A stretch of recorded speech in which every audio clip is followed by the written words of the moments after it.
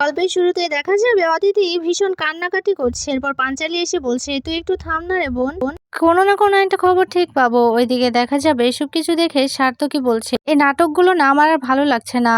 এই যে police officer, তাদের সবসময় বিপদ হয়, কারণ এই যে চাঁদা তুলে কত কিছু করে, তাদের সাথে মিশে থাকতে হলে তাদের আইন ভাঙতে হয়। কিন্তু যারা লয়াল ভাবে থাকে, যারা সৎভাবে থাকে, তাদের কিন্তু অনেক বিপদ হয়। এই কারণে কিন্তু সত্যজিতের এত বিপদ, কারণ সত্যজিৎ তো সৎ, এত সৎ থাকা ভালো না। এ কারণে কিন্তু আজকে মৃত্যুর পথে গিয়ে দাঁড়িয়েছে। এই কথা বলতেই দেখা যাবে প্রমিতা রেগে গিয়ে সার্থকীকে বলছে, সার্থকী চুপ করবি তুই, তুই এসব কি বলছিস? এখানে তোর বোন, ছোট বোনটা কান্না করছে, আর তুই এখানে এসব কিছু বলছিস?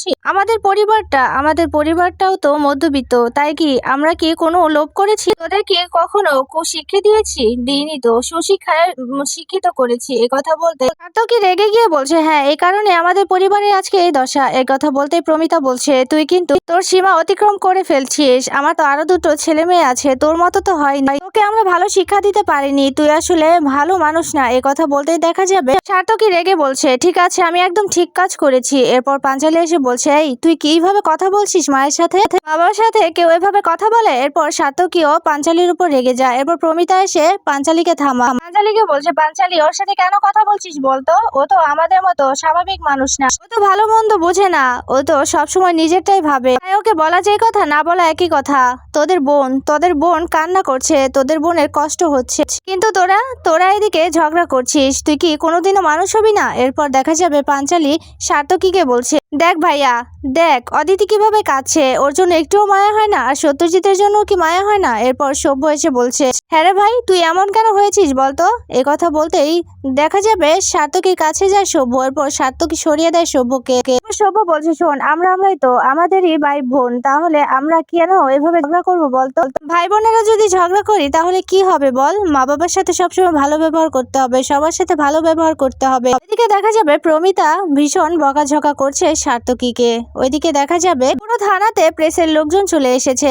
থানা থেকে কনস্টেবলদের যে আহত করা হয়েছে তাদেরকে হসপিটালে নিয়ে যাওয়া হচ্ছে। এরপর বড় অফিসার আসতেই দেখা যাবে সত্যজিৎ তাকে বলছে, আপনাদের কতবার বলেছি কিছু ফোর্স পাঠান, কিন্তু আপনারা কোনো ফোর্সই পাঠাননি। এই কারণে এসব কিছু হয়েছে। যদি ফোর্স পাঠাতেন তাহলে হয়তো থানা এমন ভাঙচুর হতো না, এভাবে আগুনে পুড়ে যেত না। এরপর দেখা যাবে অফিসার বলছে, আপনি একা একাই ওদের সাথে লড়াই করেছেন? এরপর সত্যজিৎ বলছে, না, রাঙামতি তীরন্দাজ যদি এখানে না আসতো তাহলে আমরা কেউ বেঁচে থাকতাম না। এই কথা বলতেই দেখা যাবে সে অফিসার রাঙাকে দেখে বলছে, হ্যাঁ, আমি তো ওনাকে চিনি, ন্যাশনাল কোয়ালিফাই রাঙামতি তীরন্দাজ, ওনার অনেক নাম ডাক, ওনাকে আমরা ভালো করে চিনি। থ্যাংক ইউ রাঙামতি তীরন্দাজ, আপনার কারণে আজকে সবাই সুস্থভাবে বেঁচে আছে। এই কথা বলে দেখা যাবে চলে যায় সেই অফিসার। এরপর রাঙা সত্যজিৎকে বলছে, সত্যজিৎ স্যার, ছর্দি ভাই কিন্তু তোর সাথে ভীষণ রাগ করবে, কারণ ও অনেকক্ষণ থেকে তোকে ফোন করছে, কিন্তু তুই ফোন রিসিভ করছিস না। ও তো অনেক চিন্তা করছে, তাই না? তুই ওকে ফোন করে কথা বল। এরপর সত্যজিৎ বলছে, ঠিক আছে রাঙা। এই কথা বলে চলে যায়। এদিকে দেখা যাবে একলব্য রাঙাকে বলছে, রাঙা, আমার কিন্তু কিছুই মাথায় ঢুকছে না, জানো তো, আমার বারবার একটা কথাই মাথায় আসছে। আমি যখন অজ্ঞান হলাম, আমার তারপরেও কিছু মনে নেই, একটু একটু মনে আছে যে অজ্ঞান হওয়ার আগে আমি দেখেছি আরেকটা মেয়ে তোমাদের সাথে লড়াই করেছে। এটা কি ঠিক, নাকি তোমরা একাই লড়াই করেছো? এরপর রাঙা অবাক হয়ে যায়। এরপর বলছে, না, আমরা তো একাই ছিলাম, আমি আর সত্যজিৎ স্যারই ওই গুন্ডাগুলোর সাথে আমরা লড়াই করেছি, আর কেউ তো ছিল না। এরপর একলব্য বলছে, তাহলে আমার এমনটা কেন মনে হচ্ছে? এরপর রাঙা বলছে, হয়তো তোর এমনিতেই মনে হচ্ছে। এরপর একলব্য বলছে, না রাঙা, আমার কেন যেন মনে হচ্ছে। একলব্যকে রাঙা বলছে, না, এগুলো দুঃস্বপ্ন, এগুলো মাথায় রাখিস না। এই কথা বলতেই দেখা যাবে একলব্য মাথা ধরে বসে আছে। ওইদিকে দেখা যাবে টিভিতে সম্পূর্ণ নিউজ দেখানো হচ্ছে, রাঙামতি তীরন্দাজকে সবাইকে বাঁচিয়েছে। থানাটা একেবারে জ্বলে পুড়ে ছারখার হয়ে যেত, আর অনেক বম ব্লাস্ট করা হয়েছে, অনেক অস্ত্র নিয়ে সেই ডাকাতগুলো এসেছিল, মানে ওই গুন্ডাগুলো এসেছিল। এই সব কিছুই টিভিতে দেখাচ্ছে। এদিকে বাড়ির সবাই এই নিউজটা দেখে তো ভীষণ অবাক হয়ে যায়, ভীষণ চিন্তিত হয়ে পড়ে। এদিকে অদিতি ভীষণ কান্নাকাটি করছে।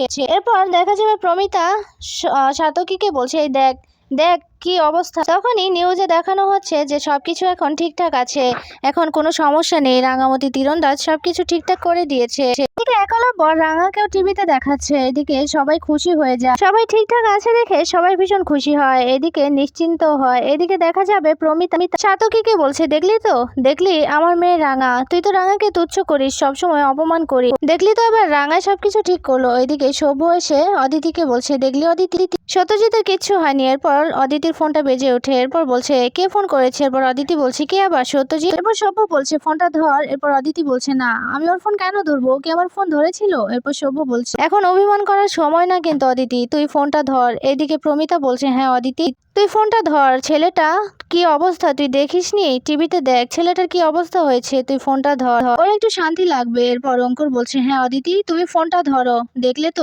ছেলেটা সত্যি বিপদে পড়েছিল, সে কারণে ফোনটা ধরার সময় পায়নি, তুমি আর রাগ করে থেকো না, প্লিজ ফোনটা ধরো। এদিকে সভ্য বলছে আর অপেক্ষা করাস না ছেলেটাকে, ফোনটা ধর বোন, ফোনটা ধর বলছি।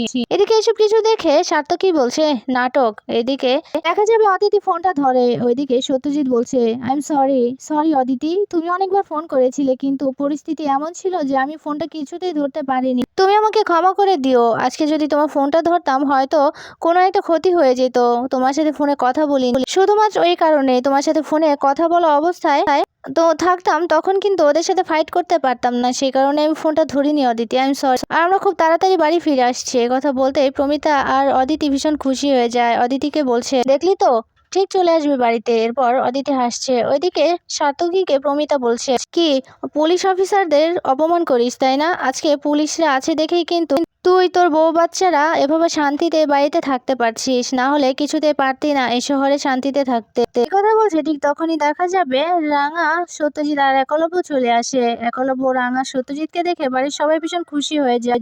ওইদিকে দেখা যাবে অদিতি নিজের রুমে চলে গেছে, এদিকে সবাই চলে এসেছে। প্রমিতা দৌড়ে সত্যজিতের কাছে যায়। সত্যজিতের কাছে গিয়ে বলছে কি হয়েছে তোমার সত্যজিৎ, তাড়াতাড়ি এসো, ফার্স্ট এড বক্স নিয়ে এসো।